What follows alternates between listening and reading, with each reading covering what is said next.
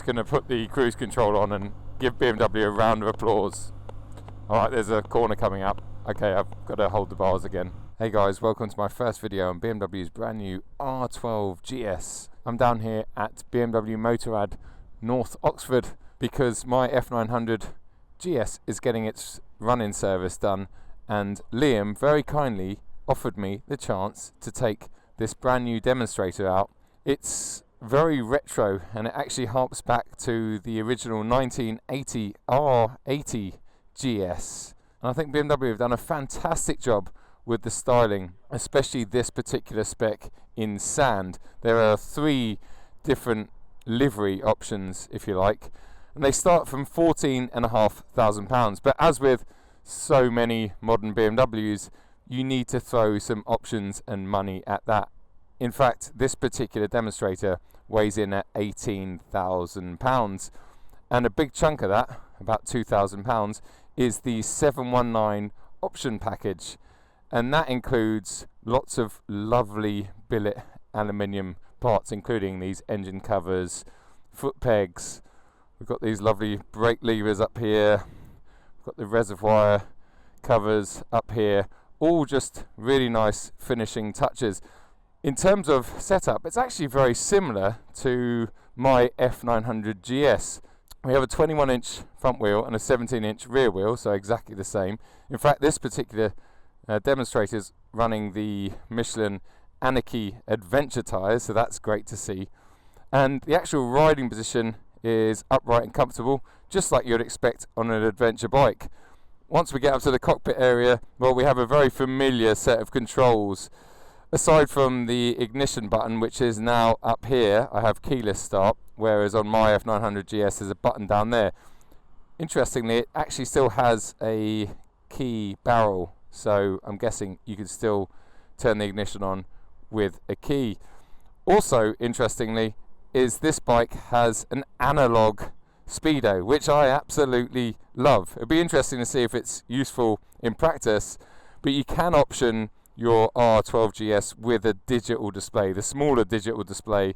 In terms of fuel capacity, I believe it has a 15-litre tank, so very similar to my F900 GS. The main difference between this R12 GS and my F900 GS is this old school Boxer engine. It's an 1170cc Boxer twin, but it's air cooled.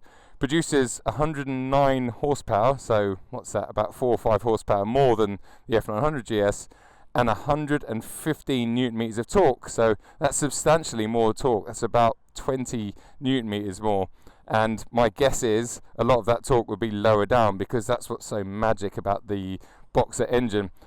You'll normally find Boxer engines on their bigger adventure bikes, so bikes like the R1300, the R1250, the R1200, keep going back.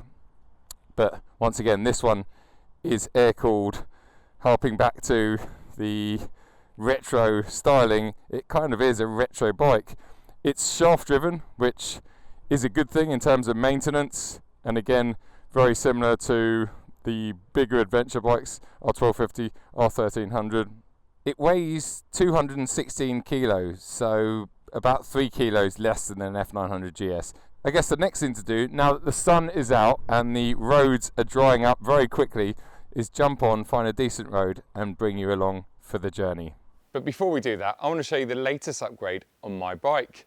If you've followed me for a while, you'll know that I love my private plates. M25 OMP has been on my M2 Comp since it was new almost 7 years ago. And more recently, when I picked up my G80 M3 rear-wheel drive in 2021, it featured Achilles. And in fact, this plate was then on the X-Drive M3 Saloon and both of my M3 Tourings. And most recently, my G99 M5 Touring. But of course, not long after picking this up from Mr. Tony Lewis, I also picked up my F900 GS motorbike. And I really wanted that to have a fun plate too. I got in contact with regtransfers.co.uk, and this is what we came up with. GS25 BMW. I absolutely love it. There are millions of plates to choose from on regtransfers.co.uk, so I urge you to head over there using the link in the description below. And if you use the code Achilles at the checkout, you'll also get a discount. Let's get back to the R12 GS.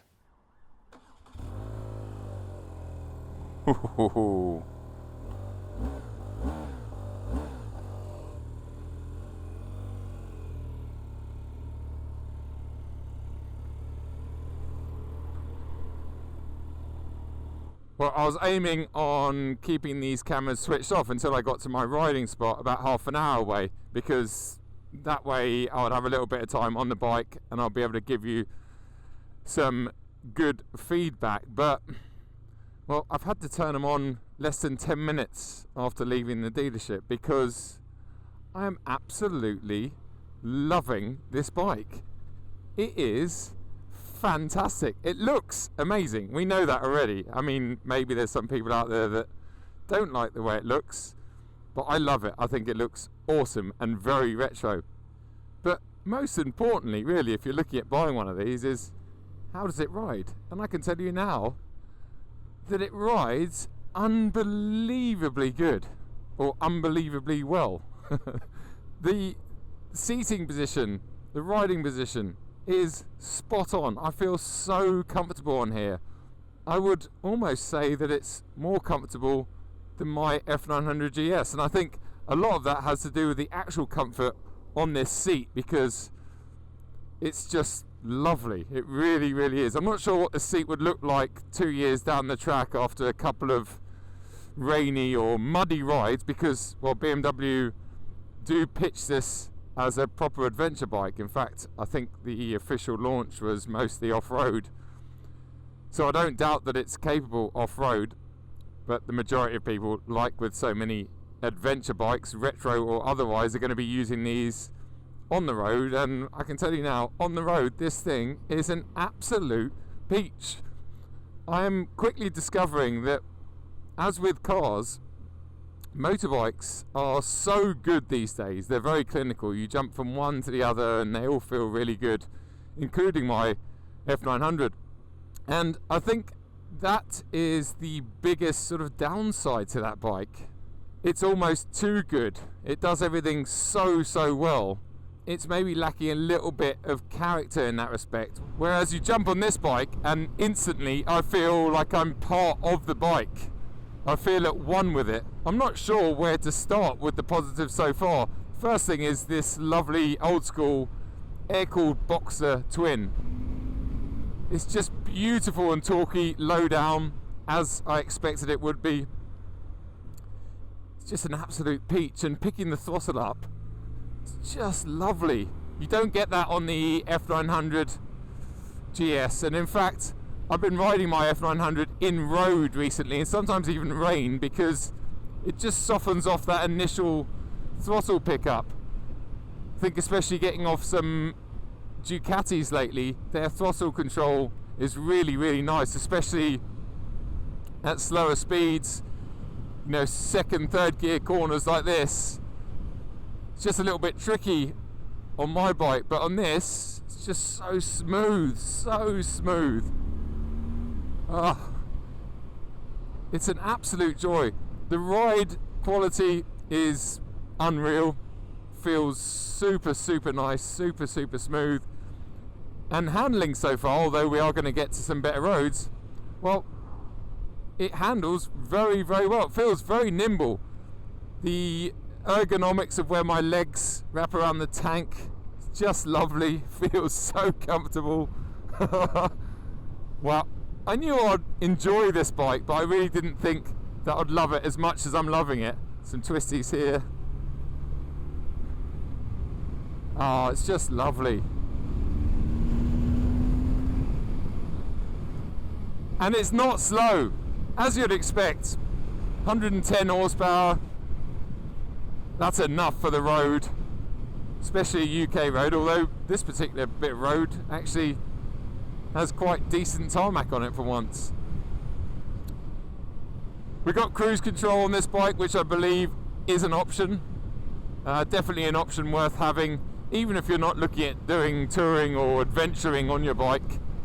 It's definitely worth investing in. This also has tyre pressure monitoring systems, which I think is about £250 option. Again, definitely worth having. I have it on my bike. Just in case you have a slow puncture or something, you want to know about it sooner rather than later. In terms of riding modes, if we disengage the cruise control, we can cycle through them. I think we have 3 on here. So road, enduro, and rain. So rain just softens the throttle off. Road is what you spend most of your time in on the road, surprise, surprise. And then we have enduro with an exclamation mark. So I'm guessing maybe, let's just slow it down a little bit. It's a little bit wet here, so yeah, seems to disengage the rear ABS maybe. But anyway, let's put it back into road and enjoy this road. And I know this sounds silly, but I have a real feel-good factor on this bike. I've already had, genuinely, in the 8 minutes before I switched the cameras on, 2 bikers come alongside me and give me a massive thumbs up, and 1 person in a classic car. It attracts good attention, this bike, because it's cool. And I think there's a fine balance between being cool and cool, if that makes sense. I can't say that on YouTube. And this definitely is cool rather than the hand gesture cool, in my opinion. And I think what makes it cooler is the fact that it rides so well. It's not just about aesthetics and looks. It's a wonderful, wonderful piece of kit.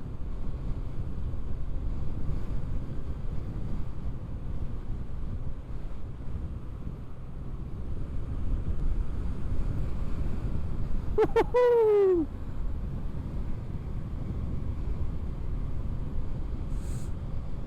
The gearbox is really good. It has a quick shifter on it, which I believe is standard. It's a little bit clunky. Let's slow things down, there's no one behind. A little bit clunky between first and second. Little bit. It's not horrendous. But if you want to be smooth, maybe you would use the clutch between first and second. Saying that, I remember the R12 50GS being a bit clunky between first and second, and my F900 is also not the smoothest with that gear shift, so yeah, I can't really complain about that. In terms of the brakes, as we slow down for 30, well, they feel pretty good. Tell you what, it is lovely being out and about on the bike in this beautiful weather. It's been a while since I've been out because I've been away and just so busy. I've been neglecting my own bike, which is a shame, but I will ride it a lot more this summer. And this particular test ride has really injected my enthusiasm more because it's just a lovely bit of kit, it really is. Now, I shouldn't be excited about this particular bit of road on this bike because, well, it's not a sports or a super bike.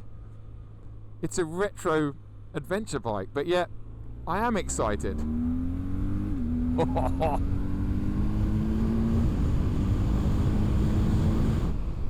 Now, of course, we've got absolutely no windshield or fairing on this bike. Got this tiny little section of plastic here, which I can't imagine does too much, but actually it's not too bad at 60 miles an hour. It's not horrendous, and if you get down here, it's a little bit better. But this bike's not designed or built for top speeds, and I'm sure, like with pretty much every single bike out there, you can buy an aftermarket screen or whatever for this, which would improve it on longer journeys. Even 6th gear at 3000 RPM, you pull the throttle and you've just got a lovely slug of torque. It's just so nice, and it's the way it's delivered, it's just wonderful. But then the good thing is you can then slam it down a few gears and use the revs. Oh yes.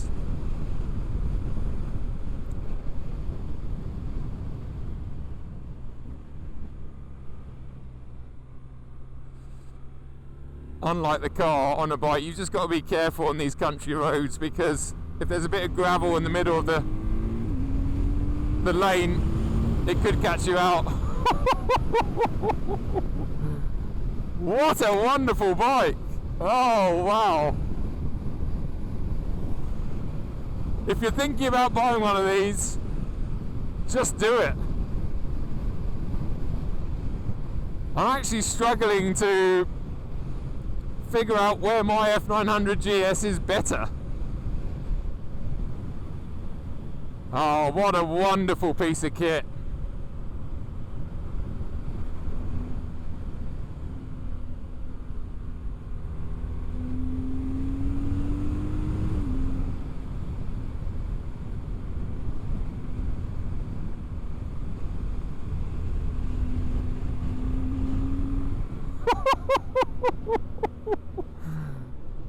Bikes should be measured on the size of the smile that they give you. This bike has given me a massive smile. That van pulling out in front of me has taken that smile away temporarily.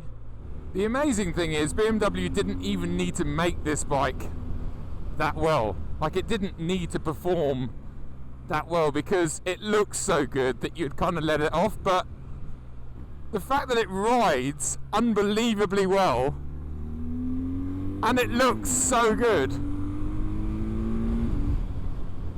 fair play to them.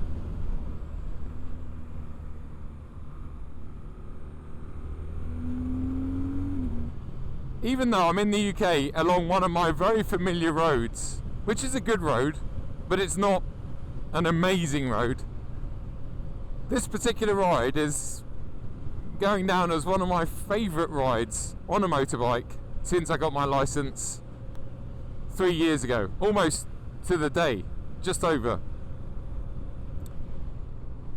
A lot of that has to do with the weather. A lot of it has to do with the fact I haven't been on a bike for 6 weeks or something. But a massive chunk of that has to do with this wonderful piece of kit. Look at this, slowing down. Listen to the box. Oh, it's just so addictive.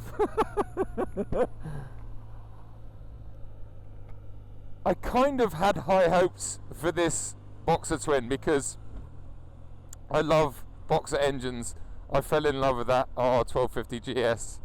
So much of that bike's character is the Boxer engine, in my opinion. Just going to put the cruise control on and give BMW a round of applause. Alright, there's a corner coming up. Okay, I've got to hold the bars again. What negatives can I come up with on this motorbike? Well, the first one has to be this plastic that surrounds the analog dial. It's not offensive, but it could be a little bit better and higher rent. The next one is the price. This particular demonstrator is just over £18,000, and I know they start at 14.5, but you're never buying a base BMW Motorrad product. You always want a few toys on it, and that price very quickly rises, as it did on my F900 GS. I think I have about 3.5 grand's worth of options on that bike.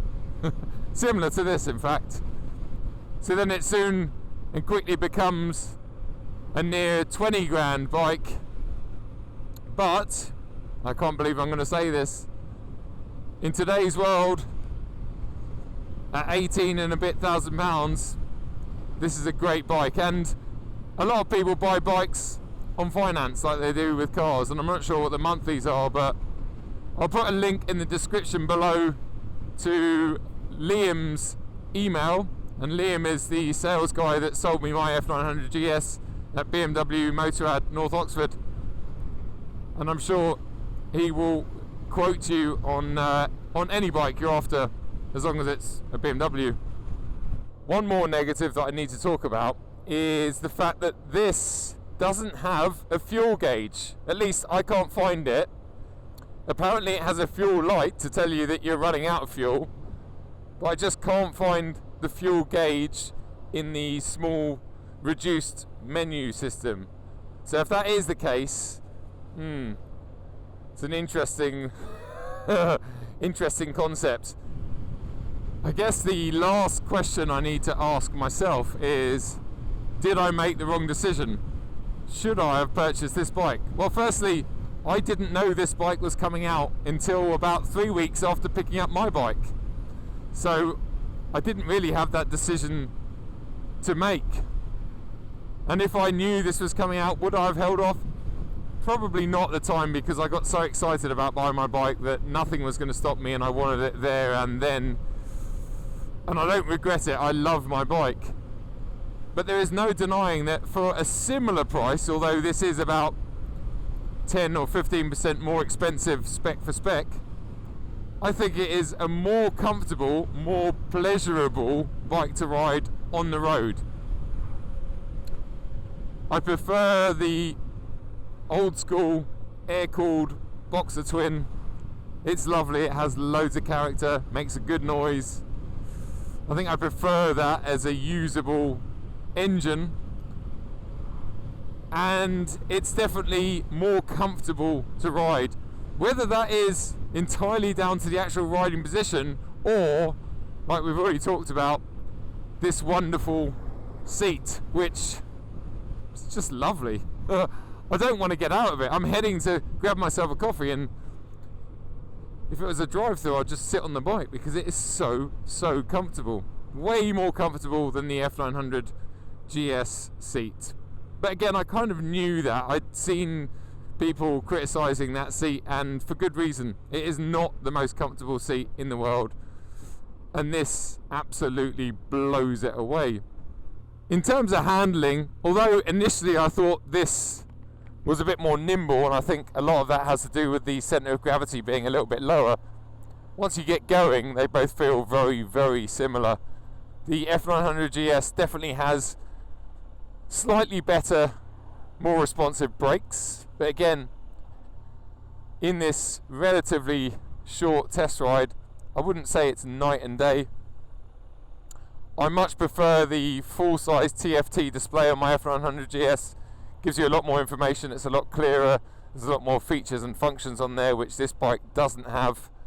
And also my bike has a little bit more fairing, so you're a bit more protected, especially in bad weather.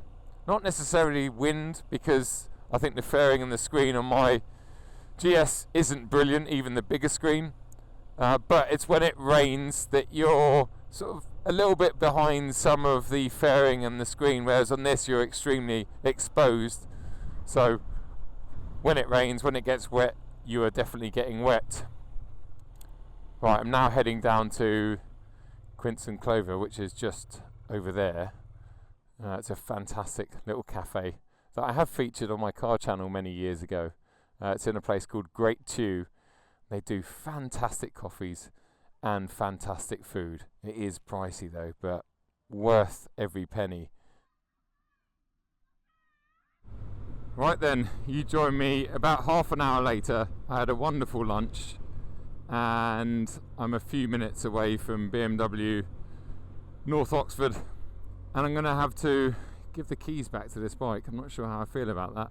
I really don't want to give them back, because it has been absolutely joyous. I love this bike. It has got under my skin so much in the 90 minutes that I've been on it.